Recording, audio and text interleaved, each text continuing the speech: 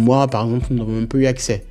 Et le tout sur un vaste corpus de sciences, de disciplines assez pointues. Donc la recherche, les mathématiques, la philosophie, la psychologie. C'est comme quelqu'un qui a été entraîné à lire quasiment tous les bouquins sur plusieurs disciplines et qui a pu retenir les concepts clés, les méthodologies, la compréhension profonde de cette discipline en question. Et vous prenez ça, vous multipliez par un facteur de 10 fois 100, etc., peu importe, mais aussi grand, vous obtenez les LLM en question. Donc les LLM en question, effectivement, se basent sur un vocabulaire assez riche et varié. D'où pourquoi un outil tel que ChatGPT ou Gemini sur Google ou Mistral, etc., est capable de vous comprendre, enfin, de vous donner l'impression de vous comprendre exactement. Je fais exprès à dessein de vous donner l'impression de vous comprendre. Voilà, retenez bien ceci. En tout cas pour les experts, pour les initiés. Mais je souhaite que vous initiez justement au bon sens du thème.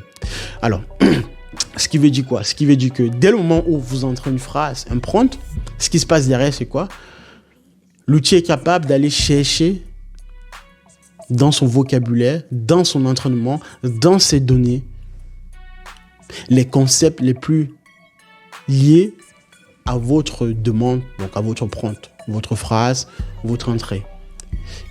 Bon, je ne vais pas entrer dans la manière maintenant par laquelle il passe pour pouvoir trouver ces concepts. J'en ai déjà fait état dans d'autres vidéos. Pour faire rapidement, il y a la notion de vecteur embedding. J'en parle de ça, j'en ai parlé à foison, je suis fatigué de parler de ça, mais allez regarder les autres vidéos. Donc la notion de, d'où pourquoi j'ai parlé des espaces vectoriels comme un champ des mathématiques qui est alors purement vraiment exploité dans l'intelligence artificielle.